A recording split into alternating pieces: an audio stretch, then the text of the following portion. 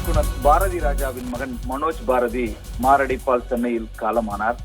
தாஜ்மஹால் படத்தின் மூலம் நடிகராக அறிமுகமான மனோஜ் பாரதி 18 படங்களில் நடித்த நிலையில் மார்கழி திங்கள் படத்தின் மூலம் இயக்குனரானவர். 48 வயதான மனோஜ் பாரதி சென்னையில் மாரடைப்பால் காலமான செய்தி கிடைத்திருக்கிறது. திரையுலக பிரபலங்கள் இரங்கல் தெரிவித்து வருகிறார்கள்.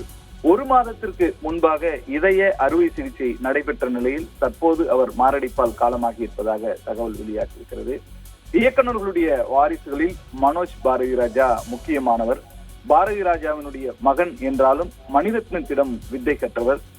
நடிகர், ஹீரோ, பாடகர், இசையமைப்பாளர், நடிப்பு கற்றுக் கொடுக்கும் மாஸ்டர் என்று பன்முகம் காட்டியவர் மனோஜ் பாரதி.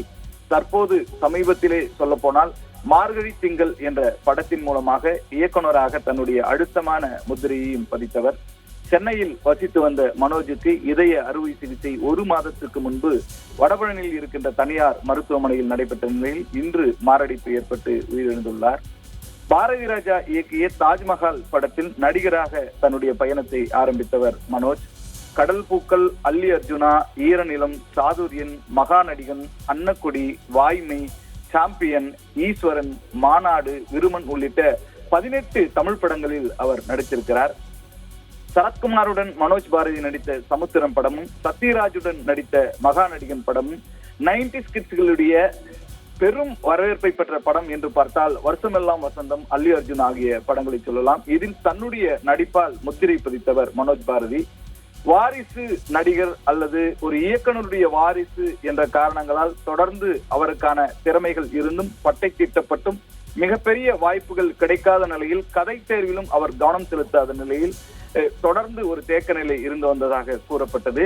ஏனெனில் மனோஜினுடைய முதல் திரைப்படம் தாஜ்மஹால் வணிக ரீதியில் தோல்வியடைந்தாலும் அதில் உள்ள பாடல்கள், பின்னணி இசை மிகப்பெரிய வரவேற்பை பெற்றிருந்தது. தொடர்ந்து அவர் முரளியுடன் சமுத்திரம் போன்ற படங்களில் நடித்தார், சரத்குமாருடன் நடித்தார், கடல் பூக்கள் படத்தில் நடித்தார். முரளியுடன் தொடர்ந்து இது போன்ற ஸ்கிரீன் ஷேர்களை அவர் ஷேர் செய்து கொண்ட பிறகு அவருக்கான நடிப்பு என்பது அல்லி அர்ஜுனா, வருஷமெல்லாம் வசந்தம் படங்கள் பெரிய வரவேற்பை பெற்றது.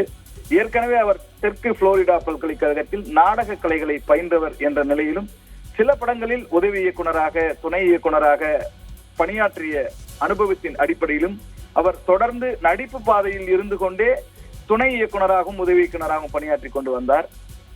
தெலுங்கில் வெளியிடப்படாத ஒரு படமான லெமன் என்ற திரைப்படத்தில் ஒரு எதிர்மறை வேடத்திலே நடித்திருந்தார். தொடர்ந்து அவர் பிரம்மாண்ட படங்களுக்கும் தன்னுடைய பங்களிப்பை செய்து கொண்டிருந்தார். ஆரம்பகால கட்டத்தை பார்த்தோமானால் மணிரத்னத்திடமே அவர் வேலை செய்திருந்தார். பம்பாய் படத்திலே ஃபைனல் கட் ஆஃப் டைரக்டர் மற்றும் உதவியாளராக பணியாற்றினார். 2008 முதல் 10ஆம் ஆண்டு வரை இயக்குனர் சங்கரனுடைய பிரம்மாண்ட படைப்பான எந்திரனில் உதவியாளராக பணியாற்றினார். அதற்கு பிறகு தொடர்ந்து நடிப்பதிலும் அவர் கவனம் செலுத்தி வந்தார். 18 படங்களிலே நடித்தார். இதற்கு இடையிலாக 2007 முதல் மனோஜ் தன்னுடைய தந்தையினுடைய சிகப்பு ரோஜாக்கள் படத்தை ரீமேக் செய்ய திட்டமிட்டதாக ஒரு தகவல் வெளியானது. அதை பேட்டிகளிலும் அவர் உறுதிப்படுத்தியிருந்தார்.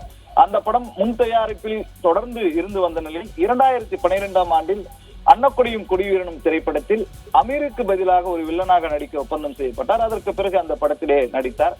7 வருட ஓய்வுக்கு பிறகு மீண்டும் அதற்கு பிறகு தொடர்ந்து படங்களிலே நடிக்க தொடங்கினார். அந்த படங்களில் நடித்ததன் மூலமாக ஒரு பெரிய வரவேற்பு கிடைத்தது. ஈஸ்வரன் படம் அவருடைய மறு வருகையை மிகப்பெரிய அளவில் உறுதி செய்தது என்று சொல்லலாம். பாரதி ராஜாவின் சின்ன வயது கேரக்டராக அந்த படத்திலே அவர் நடித்திருந்தார். சினிமா, இசை என்னுடைய சுவாசம் என்றாலும் நடிகன் ஆவேன் என்று நினைக்கவில்லை என்று தொடர்ந்து அவர் சொல்லிக் கொண்டு வந்தவர்.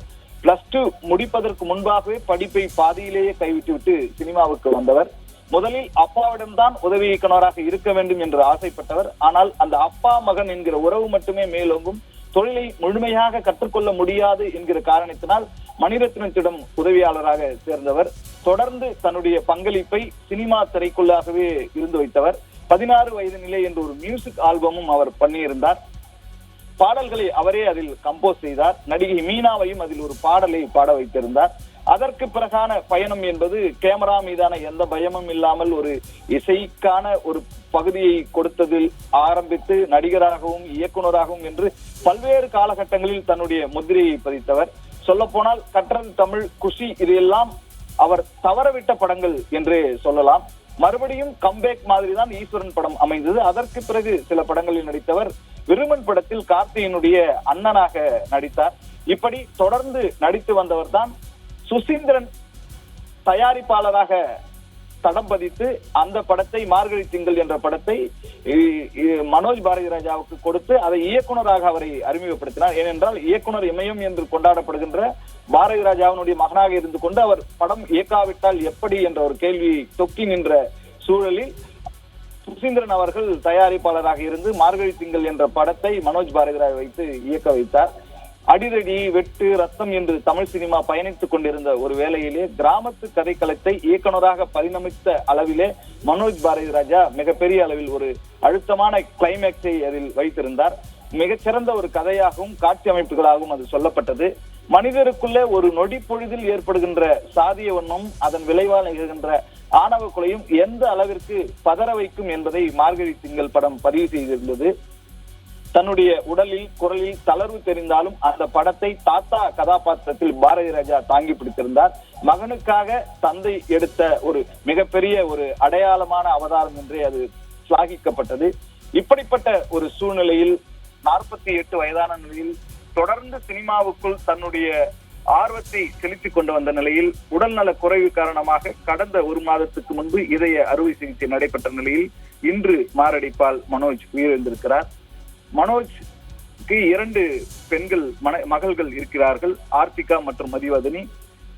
2026ஆம் ஆண்டு மிகப்பெரிய ஒரு சிகப்பு ரோஜாக்கள் ரீமேக் வரும் என்ற ஒரு எதிர்பார்ப்பு இருந்த சூழலில் அவருடைய மறைவு என்பது ஒரு மிகப்பெரிய அதிர்ச்சியை ஏற்படுத்தியிருக்கிறது. திரையுலக பிரபலங்கள் தொடர்ந்து தங்களது இரங்கல்களை பதிவு செய்து வருகின்றனர்.